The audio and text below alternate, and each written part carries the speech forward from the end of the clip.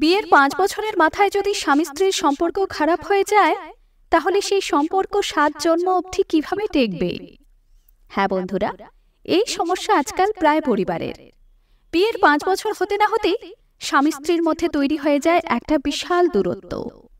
আজকের ভিডিওতে বলবো স্বামী স্ত্রীর মধ্যেকার সেই দূরত্ব কিভাবে মেটানো যায়। বন্ধুরা, এই দূরত্ব মেটানোর জন্য এবং আপনাদের বন্ধন ৭ জন্মের মতো অটুট রাখার জন্য শুধু এই ৭টি কাজ আপনাকে করতে হবে। নাম্বার ১, হাজার কাজের চাপ থাকুক, হাজার মন খারাপের কারণ থাকুক, হাজার লোকের হাজার চক্রান্ত থাকুক, তাও নিজের পার্টনারের সাথে কারণে অকারণে খিটখিট করবেন না। একটা কথা মনে রাখবেন, স্বামী স্ত্রীর মধ্যে একটু আধটু ঝগড়া হওয়া স্বাভাবিক, কিন্তু স্বামী স্ত্রী একে অপরের সাথে যদি সবসময় খিটখিট করে কথা বলেন, তাহলে সেটা তাদের সম্পর্কের জন্য মোটেও ভালো নয়। নাম্বার ২, কেউ কাউকে চালানোর চেষ্টা করবেন না। অর্থাৎ স্বামী স্ত্রী সম্পর্ক কিন্তু মালিক কর্মচারীর সম্পর্ক নয়, যে একজন হুকুম করবে আর একজন আদেশ পালন করবে। স্বামী স্ত্রী সম্পর্ক বন্ধুর, তাই সেখানে বন্ধুত্বটা বজায় রাখুন। কেউ কারোর উপর খবরদারি করতে যাবেন না। নাম্বার ৩, অনেক সময় দেখা যায় একজন দম্পতি যখন নতুন বাবা মা হন, তখন তাদের দুজনের মধ্যে তৈরি হয়ে যায় বিরাট এক ফাঁকা স্থান, আর যার কারণে স্বামী স্ত্রীরা মনে করেন তাদের মধ্যে আর আগের মতো ভালোবাসা নেই। আসলে ব্যাপারটা সেটা নয়। যখন একটা শিশু জন্ম নেয়, তখন তার বাবা মায়ের কাছে সে হয়ে যায় প্রথম প্রাধান্য। স্বামী স্ত্রী নিজের দিকটা বাদ দিয়ে ব্যস্ত হয়ে পড়েন নবজাতক শিশুর সেবা যত্নে।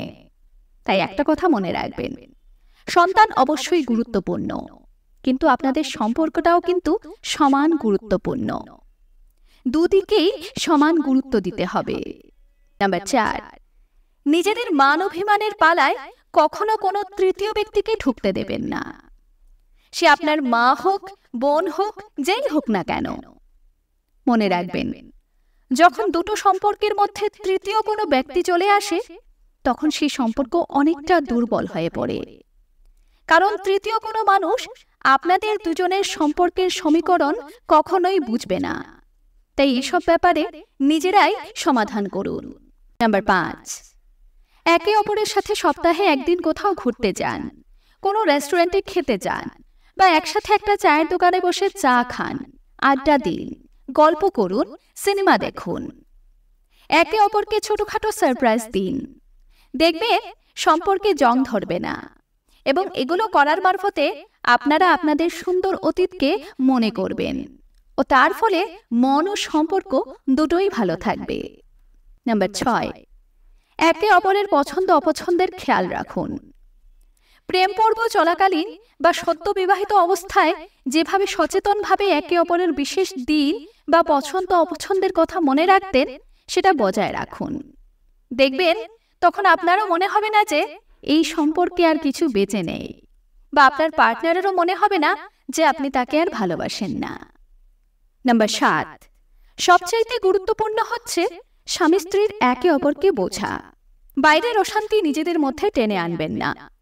অনেক সময় দেখা যায় স্বামী স্ত্রী আশেপাশের অশান্তিকে ঘরে টেনে আনেন, বিশেষত স্ত্রীরা। মনে রাখবেন, শ্বশুরবাড়ির সবাই এক হয় না। তাই কারোর যদি মানসিকতা খারাপ হয়, সেই দায় কিন্তু আপনার স্বামীর নয়। তাই এটা নিয়ে নিজেদের মধ্যে অশান্তি বাড়াবেন না। একে অপরের পাশে দাঁড়ান, একে অপরকে মানসিক শান্তি দিন, একে অপরকে ভালোবাসুন। বাকি দুনিয়া ভার মেয়ে যায়। আপনাদের ৭ জন্মের বন্ধনকে অটুট রাখার জন্য কথাগুলো মন দিয়ে শুনুন এবং নিজের জীবনে প্রয়োগ করুন। ধন্যবাদ।